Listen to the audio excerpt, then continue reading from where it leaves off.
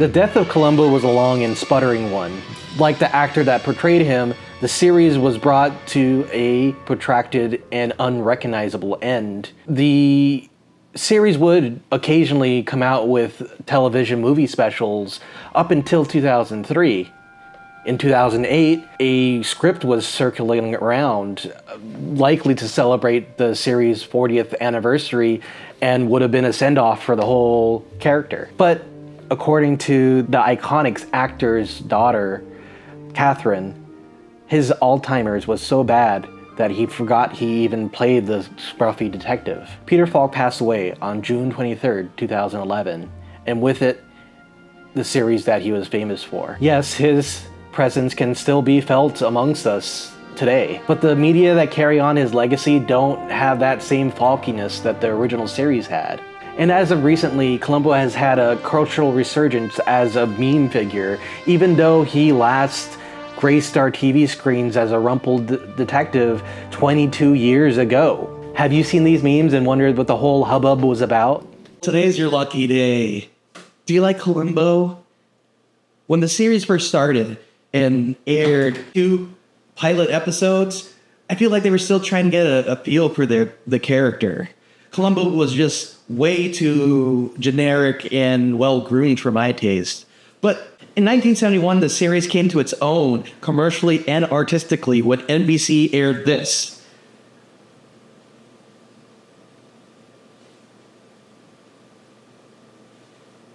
The first episode in the series, an episode so good most people don't realize it was directed by a very young Steven Spielberg, but they should, because not only is it the best work he's done for television, it's some of the best direction he's done in his whole career. If there's one thing I want you to take away from this video is that Columbo is awesome, mainly because there's 69 episodes.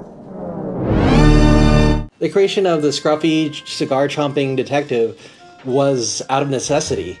In 1960, there was a writer's strike, but that didn't apply to live television. It was what creators Richard Levinson and William Link got when they combined the niceness of Father Brown with the persistence of Crime and Punishment's Porfiry Petrovich.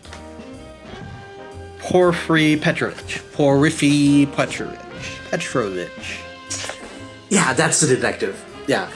The novel somewhat resembles a real downer of a Columbo episode. Actually, who knows? It's a Russian crime novel, so it might have been a laugh a minute in their day. Have you read Brothers Karamazov? When Dmitri murders his father for withholding his inheritance. What a funny guy. Yeah, you just can't stop laughing. Levinson and Link wanted to adapt this new genre that they just learned about, called an inverted mystery. There was a turn-of-the-century book, I forget its name now, that had what is known as the inverted mystery. That's where you see the villain first. It's not a whodunit. A whodunit is there's a crime, a murder usually. There's a series of suspects. In comes a detective, and at the end he unmasks the unknown murderer. Television was totally fresh. And I think it shook people up, and the people who were amused, well, they see everything up front. I mean, exactly how he did it, and in comes the schlub cop. The cop has no poker hand. The murderer has the poker hand. What does the cop do? How does the cop nail this guy? That was the curiosity and the interest that engrossed, audiences all over the world, not only here. Some famous examples include Rope or Dial M for Murder, but also some modern shows take this idea as well, like Elspeth and Poker Face. The Glass-Eyed Detective was first portrayed by Bert Freed on the Chevy Mystery Show, which was sponsored by Chevy. Economical transportation. Of course, the car company. Those were the days when sponsored would just slap their name on any product, because there's a lot of brand synergy between Chevy Tahoes and murder. But the Colgate Comedy Hour pretty much takes the cake for, perfect brand synergy. Famously, Bing Crosby was offered the role of Columbo, but it's just one of those facts, no shit, a famous actor was considered for this role. The writers liked him at the time, and, everybody else did, so blah. But Crosby turned down the offer because he was getting to that age where he would just rather play golf all day. I wonder if he would have made a nice president at that time. But then, up-and-coming actor Peter Falk became interested. He was looking for a meaty project, and well, the rest is history. Peter Falk is and will always be Columbo, and Columbo will always be played by Peter Falk. The actor's rumpled, battered raincoat from his own personal closet and odd gaze contributed to the iconic status of the character. Oh, that coat. That coat. Oh, I'm sure that we can find something nicer for you in the other room. Something maybe a bit warmer. What size are you, do you know? I think there's a misunderstanding. Just listening to interviews and you'll realize that there's barely any acting going on. Falk is literally just Columbo. He's not putting on an act. He lost an eye as a child due to a tumor. Later, he served in the Merchant Marines, but was not allowed to serve in the military due to his missing eye. After the war, he wanted to join the CIA, but he wasn't allowed because of his union membership. I didn't know I was in the presence of a comrade. He became an actor later in life, in his 30s, starring in the classic comedy It's a Mad, Mad World, amongst other smaller movies. By the time he became involved with the famous detective, Falk had already been nominated for 2 Oscars. His career picked up after Columbo started. Falk began to collaborate with auteurs such as John Cassavetes and Elaine May. In the 35 years that the series was on air, some magnificent stars sparred with the famous detective. The show featured some great creatives like Jonathan Demme. Some well-known actors featured in the series include Dick Van Dyke, John Cassavetes, Janet Leigh, and her daughter Jamie shows up for a scene. Leonard Nimoy, William Shatner, twice, Spock and Captain Kirk, and Chekhov. Captain Janeway was his wife in a spin-off series. Just Star Trek references galore. Vincent Price is in an episode as a red herring suspect, which is pretty clever. Like, how can this man not be the killer? But we just saw that Martin Sheen was just killed by somebody else.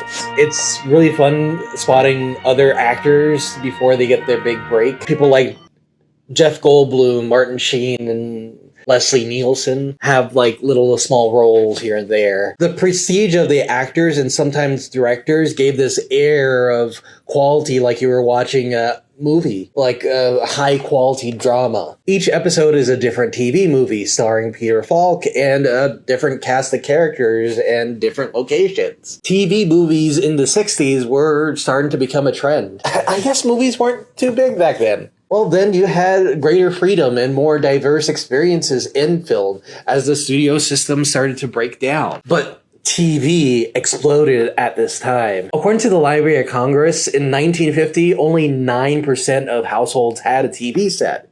But by 1960, only 10 years, that percentage increased to 90%. Networks raced to meet these demands for entertainment media. There was a greater need for quality television and more content that could be easily rotated in. This is where we got home broadcasts of theatrical films and, as we're talking here today, TV movies. Television executives at that time wanted TV to be the replacement for going out to the cinema. You don't have to get out of your pajamas to go see a quality narrative. After 2 pilot episodes, Columbo premiered in 1971 as a TV movie in the NBC mystery movie rotation, which had a mystery movie every Wednesday night. So one week it would be McCloud, another week Columbo, and another Macmillan and Wife. Falk's show seems to be the most enduring out of this era of television. At the very beginning, it shows you not only who killed the victim and why, but it really sets the groundwork for the tragedy that occurs with the murder. Everyone feels human. You feel disappointed to a certain degree that the decision was made to murder. There's this pervasive theme of class that permeates the whole series. Many times, the killers look down on Columbo, thinking that he's uncultured or just a simple man. In many senses, he is. He drives a busted-down Peugeot 403. The network wanted the cigar-chomping inspector to have a sidekick. But I think they should try Columbo and Robot. Columbo and Robot, Robot and Frank. Robot and Columbo, Columbo and Frank. So they add a dog that's as busted down as he is. He always approaches the famous suspects as a fan, or just a guy who doesn't understand things. His wife or his nephew is into them. It's funny how many favorites turn out to be killers. The world of Columbo must suck to live in. Like, almost every one of your favorite writers, actors, directors, you name it, are murderers. But so would a lot of other mystery shows. The tension and drama just slowly build up until the end, this cat and mouse, duel of wits type of encounter, and eventually the irrefutable truth is revealed. The pop, as Peter Falk refers to the grand reveal or the great realization, when the killer reveals their hand or realizes they've been caught. And then there's a freeze frame, solidifying the moment. Straight to jail, do not collect $200. The endings can feel satisfying at times, but most of the time they feel somber. The tone is different from what you have from most crime shows today. Many episodes follow this formula I laid out. I do love the parts where he's just goofing around, falking about, if you will. You're put off guard, just like the killer is. As a viewer, you're always wondering what he's going to do, case-wise, goof-wise, just random bit-wise. He's like one of those cute grandpas who thinks they're funny. He's squeamish about bodies. He doesn't like guns. He's not this macho type of investigator. He flies in the face of those Sigma Delta hoot hoot type guys that you make TikTok videos about. It's very much unlike what you see from the likes of a House or Sherlock Holmes fan edit. He doesn't rely on science, which makes it feels more timeless and more related to logic. There are new pieces of technology included which date the series at times. Still, the clues they provide have a logic to them that come from understanding the device, like winemaking, fax machines, or photography. Some episodes feel like they only exist because a writer discovered a new hobby or was excited by recent technology. In other shows, science is like magic. He can't rely on magic. He likes putting clues in his raincoat next to his cigars. Dog treats, sandwich, half an apple, dirty handkerchief. You can't rely on a stuffy nerd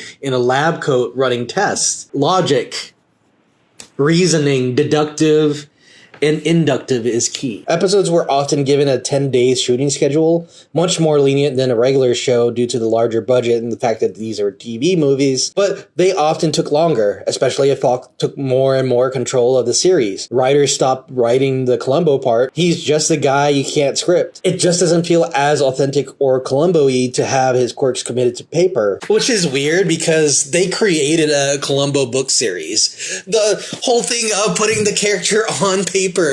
It's the wildest thing for people who have seen Columbo, since most of the murders aren't topical. But the book series will have him investigate JFK's murder, or the Manson murders, or Jimmy Hoffa's disappearance. Columbo takes on Charles Manson. As terrifying as the Silence of the Lambs, you've got to wonder what you've done wrong if that's what you're going to write on your mystery book starring Columbo. I do want to track these down, but as with many pulpy paperback novels, they're kind of hard to find. But luckily, there are some scans of this on the Internet Archives. Thank you, Internet Archives. The episode Last Salute to the Commodore was supposed to be the last episode, hence last in the title. And it's surprising that he came back after this. It's really bad. Peter Falk did more bits and jokes since it was the last episode. They thought so. So they thought. He was going to do all the bits, infamously creating what is unanimously considered the worst Columbo episode. Falk found it harder and harder to find scripts that he liked. So the series took a little bit of a hiatus. The gaps between episodes became longer and longer. Seasons became shorter. Eventually, the show ended in 1978. Peter Falk was tired of the series, but many accounts from collaborators said he was very difficult to deal with. But really, you could never count the inspector out. Richard Link said, Columbo was never retired. He could be brought back if circumstances were right, but when would that be? Turns out 1989 would be the right time. Peter Falk, now with an executive producer role and a $600,000 check per episode in his raincoat pocket, returned to television 11 years after he left the air. Now, on a new Bat time, new Bat channel. Is included in ABC's latest mystery movie slot, which at first was on Mondays, where he would rotate with B.L. Stryker and Gideon Oliver. Later, this would be moved to Saturdays, where Columbo would rotate with Kojak and Christine Comrell. The ABC revival episodes were way over top and more dramatic. Columbo feels like he's putting on a performance a lot of times. You see him more often put on little costumes and dress up for the camera. It really feels fan servicey. The deduction feels more extravagant. The detective feels more like a character than he's ever been. Here, he's not too far from those meme edits that people make of him today. In the last season that Columbo was on television, ABC made the series a standalone TV movie special. And here's where we see some deviation from the formula.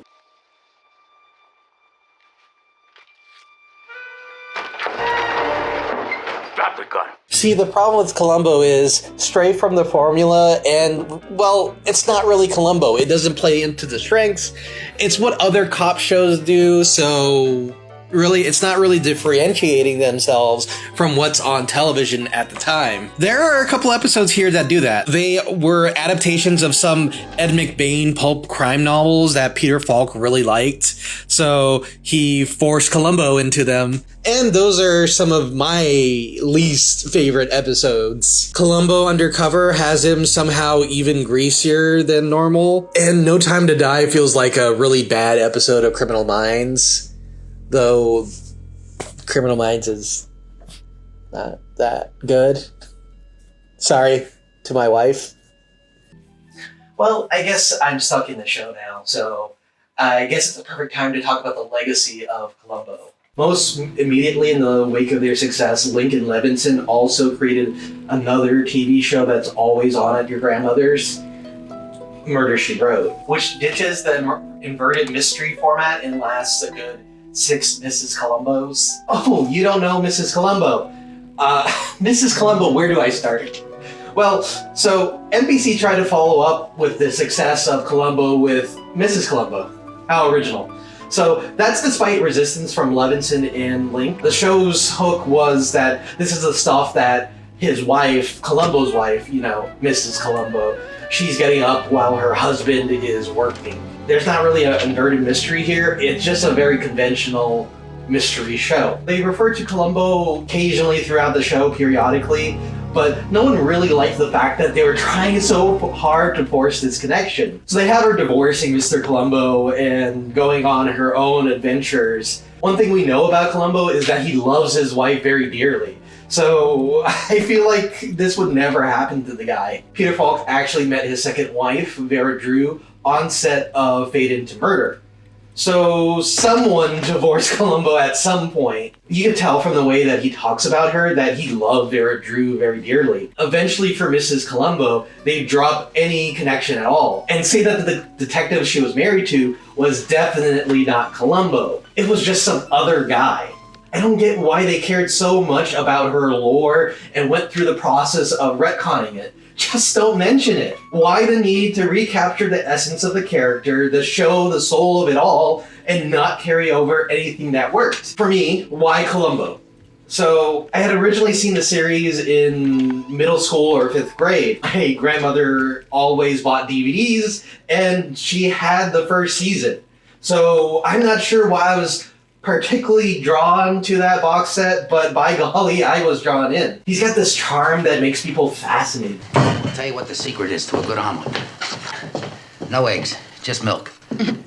He's down to earth and respectful. He feels like he could teach a course on his tactics, how he influences people in a humanistic way. It's not manipulative. Actually, I've read a Journal of the American Medical Association article about using his tactics in a medical setting. It's obvious he already knows the answer, and there is some playing to the suspect, but it does feel like he's genuine. He's remarkably similar to juror number 8 in 12 Angry Men, which is also another character that is studied extensively in management courses or conflict management, but he's scruffier. He asks guiding questions. For instance, when you're trying to reach a very specific conclusion, to have the killer say, I guess it's kind of obvious that I did it. He's very relatable and particular. We never see his wife or his relatives, except an episode about his nephew in the revival series, but I'd rather not talk about that one. That one's just very weird.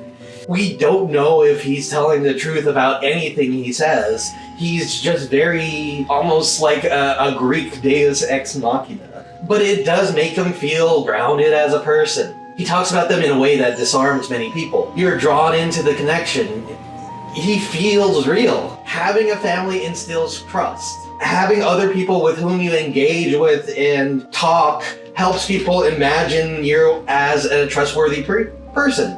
I have a wife, I have, a cousin, a nephew, sister's mother's father, so it creates this relationship. If these people I've never heard of like this person, then, well, they can't be that bad of a person. And once he hits a wall with the questioning, he starts to leave. But then he just comes back with one more thing. Most suspects are just really annoyed at him at this point. And it's a roller coaster ride just trying to get rid of him. You feel like he's gotten the upper hand over the killer, but they respond with a logical explanation, and then the scene just deflates. The rumpled detective leaves, the smug mastermind feels relieved. They made him this way. Lincoln Levinson, like this entity spirit, something intersecting on human affairs and disappearing as soon as the episode ends. As Link says, he comes from limbo and he goes back to limbo. You never see his office. At the time I first watched it, I was unfamiliar with the How Ketchum format. The series was something that just lived in my mind, always percolating. I didn't realize that there was more to this amazing show.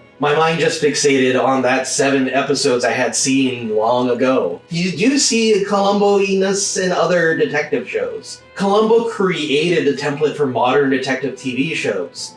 Now every mystery show feels built on the idea of a quirky detective. The show needs to have a hook. What if Columbo was in the modern era? What if Columbo was an asshole private detective? What if Columbo was an asshole doctor?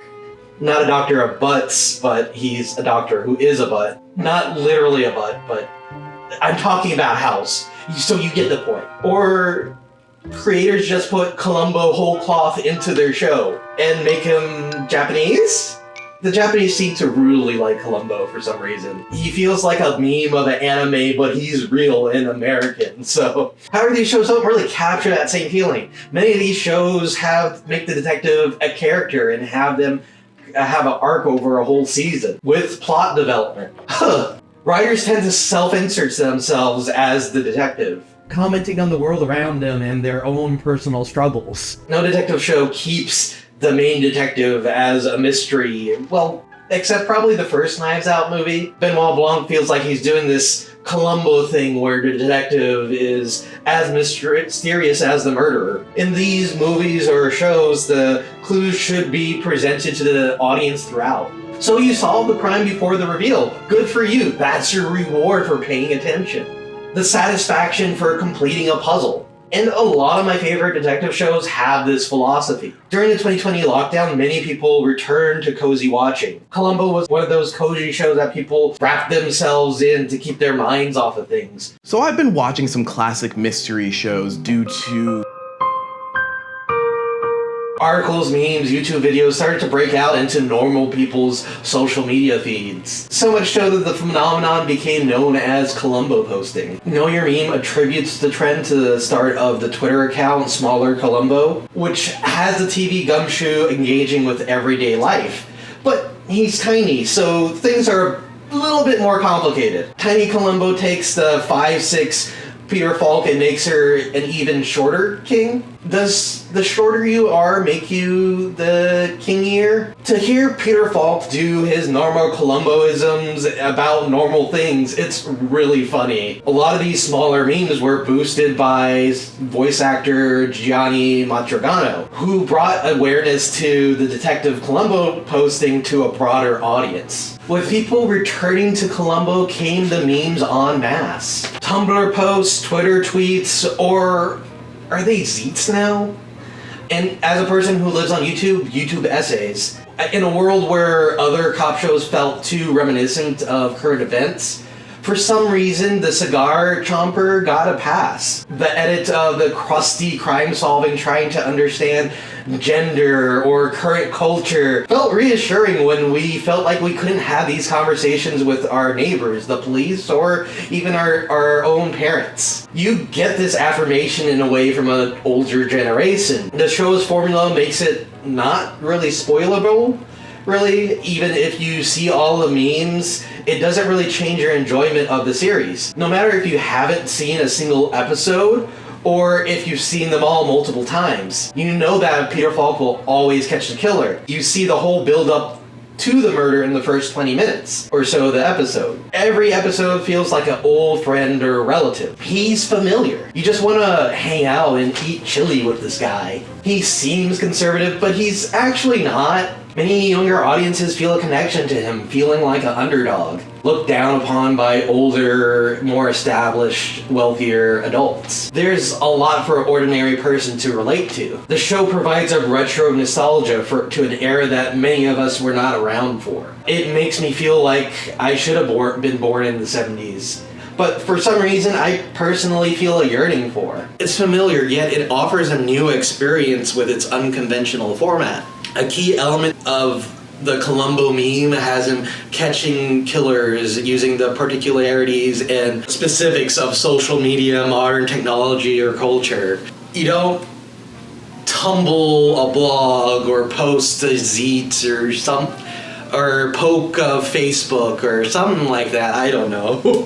Peter Falk said this about the everlasting popularity of the show. No, I think one of the reasons that people enjoy Columbo is that we go into such detail in terms of explaining to the audience exactly how the crime is committed. Getting to spend time with the killer or the victim helps you understand why the killer did what they did. It's a type of balancing act, which is both empathetic to the killer and the victim. A balance we rarely see today. It's compelling television, but on a more practical level, its popularity could be chalked up to simple availability. NBC came out with the Peacock-free ad-supported streaming service on July 2020, featuring Columbo prominently on its website. This really helped with visibility, making the series really easily available. Today, it's on a couple different streaming services and Tubi. The availability combined with people's need for a comfort watch, the detective's pop culture pervasiveness, and his revival as a meme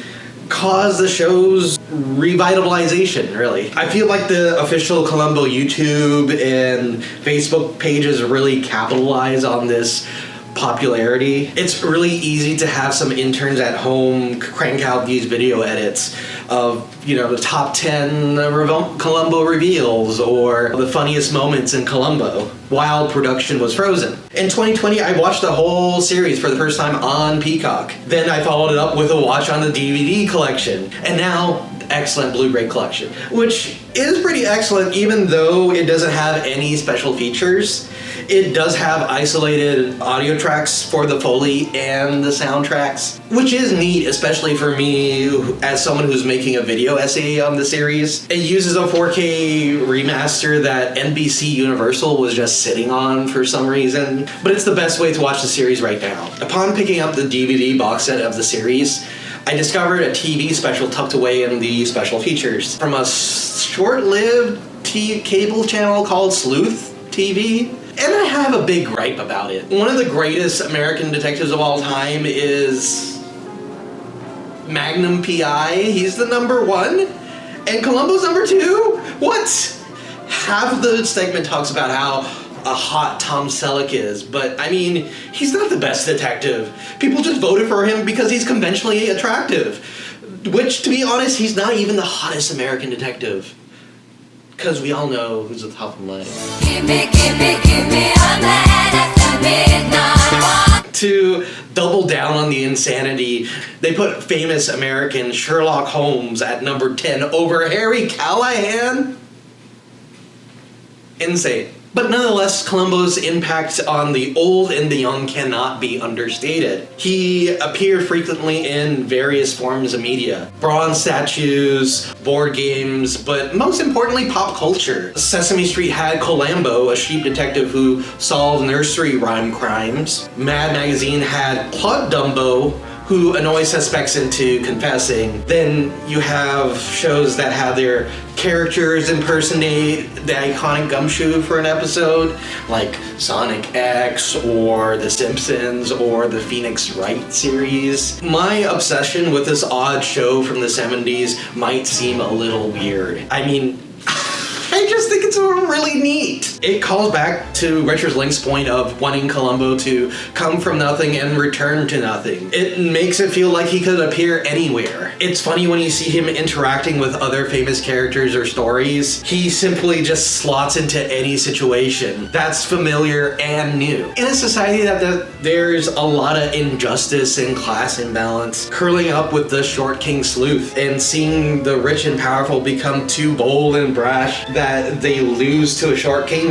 like Columbo feels really affirming. It helped that the show stands the test of time and really holds up to today's scrutiny. Falk's performance still stands out for his respect towards everyone. Kind of makes him feel timeless. So it's amusing to see him delve into gender theory or discuss other modern cultural topics. The series is really uncontroversial. It shies away from any touchy subjects, but alluding to this class conflict makes it feel like it's aged well. Many detective shows strike this balance incorrectly.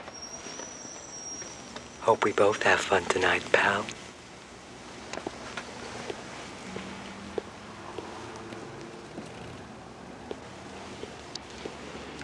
They make the detective smart, but they have this vice that holds him back. House memes and Sherlock memes both focus on them being assholes and just doing drugs. And don't get me started on Poirot. Don't.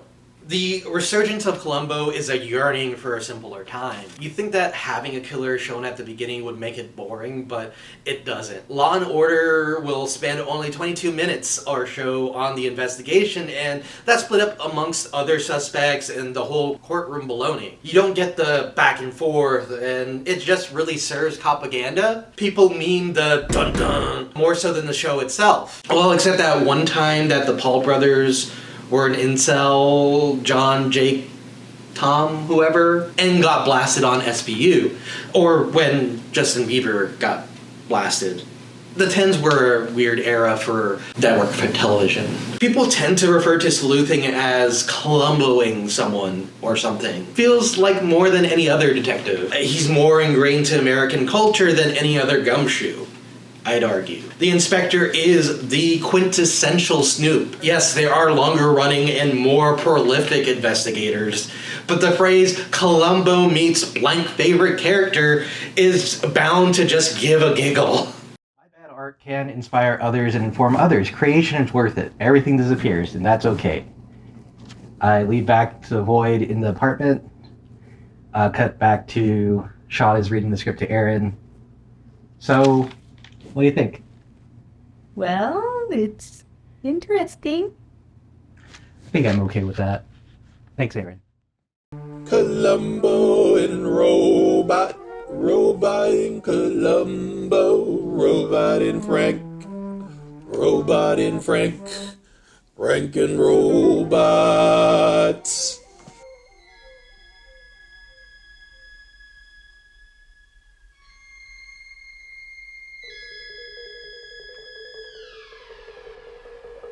Now do I get to do B-roll?